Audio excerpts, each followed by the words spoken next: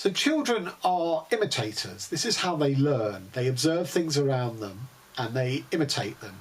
And one aspect of that is how they acquire language, where they listen to the sounds that are made around them, normally by their parents and caregivers, and they imitate those sounds, and gradually they learn to blend those sounds into syllables, and syllables into words, and words into phrases, and eventually they land up at being able to form their own sentences, so that they're no longer just parroting their parents.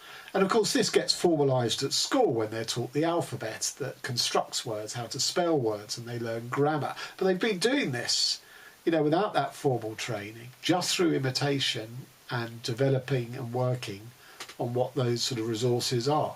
And it's the same for the laws of physics, that the child has to learn to master its own body, its own musculature, in order to stand and to walk and things like that, so how to manipulate objects.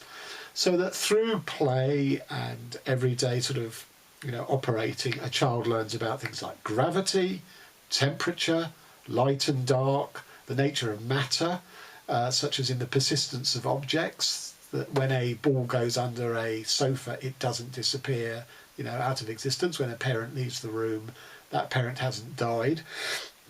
But interestingly, that there is a psychological component to this. So on the one hand, we're talking about matter and the material world of objects, but very early on in the child's sort of psychological makeup, it believes that when an object has gone out of sight, that it ceases to exist. It no longer exists, and that's why sort of peekaboo games are so sort of intrinsic to a child's development and understanding, that no, objects hide, but they don't cease to exist. And again, like with language, that only gets formalised later when you're taught the laws of physics at school. Only they're not laws, they're descriptions about our world, how it works, and they're models of how it works. And I say that because things we have taken as laws, they get sort of overridden by later discoveries. So Newton, for example, provided us with a very good working model in his sort of Newtonian mechanics for things like gravity and force and friction and things like that. But then along comes Einstein and says, well, that works at the human scale, but it doesn't work at the planetary scale. That gravity is explained differently. And then along come the quantum mechanics theorists, who show at a sort of subatomic level, again, how matter behaves differently from what's offered in the Newtonian mechanism. But interestingly, we don't abandon Newton. We still use him.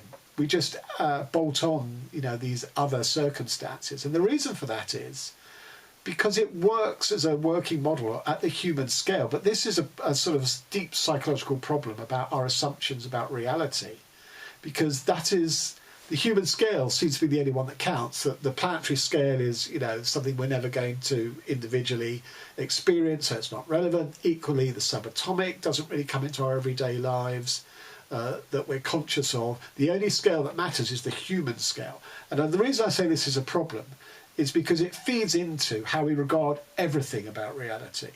So, for example, Mother Earth, we exploit her minerals, oil, gold, coltan, which, is a key ingredient for the manufacture of our smartphones.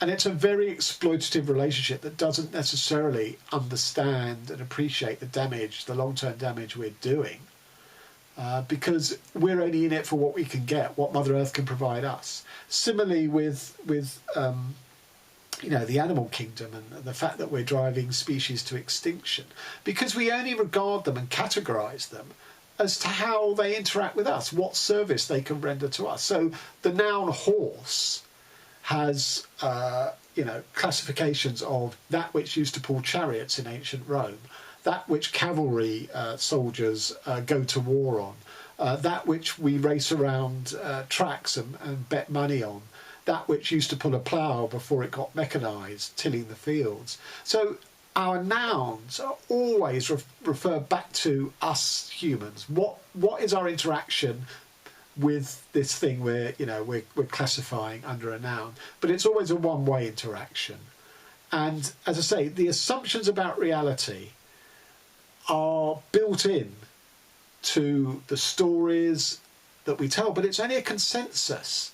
And the reason that I think this consensus needs to be challenged, and the stories we need to challenge that consensus, is because we are wrecking our own chances of survival, both in the climate catastrophe that potentially is around the corner, and also the extinction of animal species. I mean, even whether COVID started in a wet market or not, there's no denying that things like Ebola are going to be more prevalent, because as we squeeze more and more on nature and reduce animals' natural environment, they are forced in closer proximity to us, which means it increases the chances of viruses jumping species just through physical proximity. And again, another challenge to the notion of what we take as reality and hard and fact. Return to Newton. He discovered the spectrum of wavelength of light that explains colours. But colours is actually a very complex phenomenon, and that there are certain remote tribal cultures in the world who don't have certain hues in their spectrum. They don't see that colour, they don't recognise that colour, and they don't have a word for it. Now, the interesting question is, do they not have a word for it because they don't see the colour, or do they not see the colour because they don't have a word for it? And a colour that we would sort of say is purple, if they don't recognise it, they may just blend it into brown. And that sort of harks back to this notion that I mentioned at the beginning about the persistence of objects. There's a psychological element to the notion of colour, and yet we take colour as a hard and fast thing that we can definitively say, this is red, it has a wavelength of whatever the wavelength of red is. But it's not the case. And it's this presumption and centrality that man puts themselves at the centre of everything, or everything refers to how it feeds into us, including how we name things, that threatens our very existence. And that's why I think we need new stories, new radical narratives that begin to unpick this consensus, this accepted reality, in order to save ourselves.